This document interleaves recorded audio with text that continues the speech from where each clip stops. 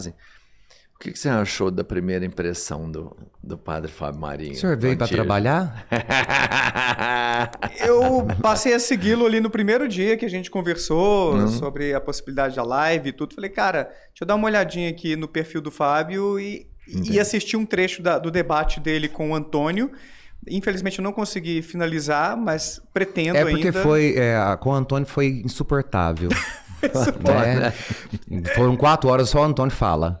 Eita, então, nós, ó. Beijo, Antônio. Lavação de roupa também suja, te amo.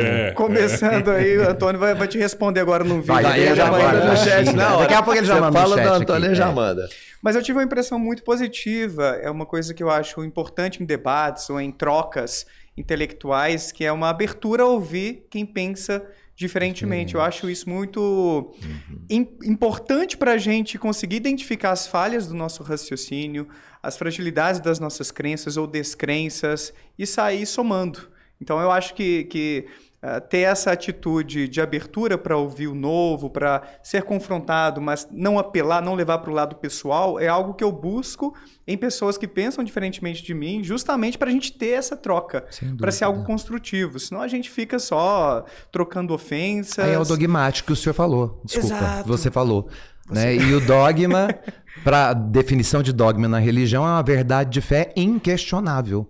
Ou seja, cristaliza-se aquela ideia e ninguém toca mais naquilo. Isso é dogma para a igreja. Pois é, esse inquestionável, ele é um acordo entre os membros daquela organização. Entre o magistério, entre a liderança. Do tipo, para você participar da nossa igreja, da nossa denominação, são esses os princípios aqui. Aceite e não questione.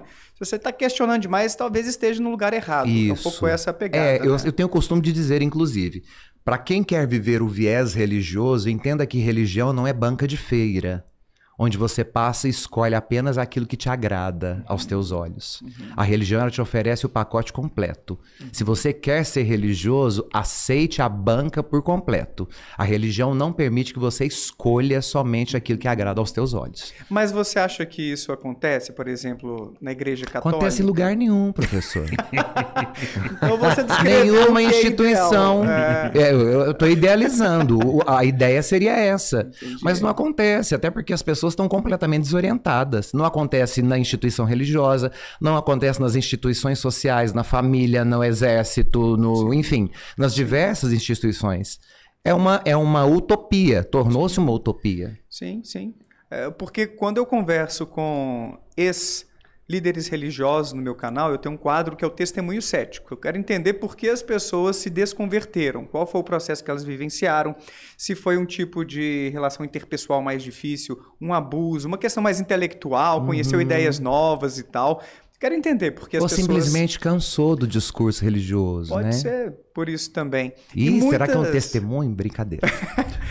E muitas dessas pessoas, incluindo líderes religiosos que saíram de várias igrejas, ou até ex-médiums que eu já entrevistei também, relatam que tiveram um período de questionamento e, às vezes, assim, coisas que atravessaram anos, deixando de lado alguns desses dogmas, questionando mesmo e vivendo ali. Mesmo não acreditando mais em Deus, estava ali no púlpito fazendo a sua pregação por um tempo, porque tinha que preparar a comunidade, tinha que preparar a família antes de... Porque existe uma responsabilidade que está além de nós. Faz sentido. É como você na academia. Sim. Se você decide... eu tô chamando ele de você porque ele que pediu. Melhor, hein? Mas eu não tô confortável com isso. Vamos de você. Né? Mas na academia, né, se você decide mudar o seu ramo, o seu lado eu quero ir embora, quero viver da minha arte na praia. Você tem que preparar o campo, porque muitas pessoas se espelham em você.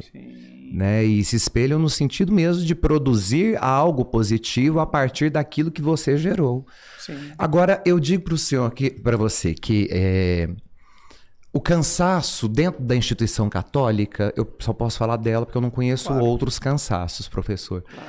Mas eu falo a partir de mim. Sim. Eu não tenho crise espiritual religiosa. Não tenho.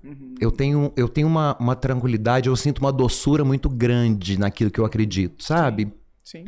Talvez até por conseguir caminhar ao lado da ciência com o pé no chão. Legal. Né? Legal. Mas eu tenho muita dificuldade com a estrutura administrativa da igreja. Tá. que ela é muito verticalizada, ela é de cima para baixo e sem questionamentos. E eu não consigo, na altura dos meus 43, que eu vou fazer no final do ano, conviver com a possibilidade do não questionar. E você não está falando de questões doutrinárias. Não. Do funcionamento Estou falando mesmo. do autoritarismo, da ignorância, da falta de diálogo. Né? Basta a gente ver o número de padres que se mataram nos últimos anos. Basta a gente ver o número de padres que abandonaram o ministério. E a igreja, por ser apostólica, ela pertence aos bispos. E eu me pergunto onde é que eles estão. Que não cuidam dos filhos, porque os padres são filhos dos bispos espirituais. Então, é aquele rito que eu disse para você no início, né, em que a gente coloca as mãos no meio das mãos do bispo, ele amarra as nossas mãos no sentido de você estar preso agora ao meu magistério, ao meu trabalho, ao meu episcopado. Você agora é meu colaborador direto. Isso era o rito que os cavaleiros prestavam diante dos reis. Na Idade Média.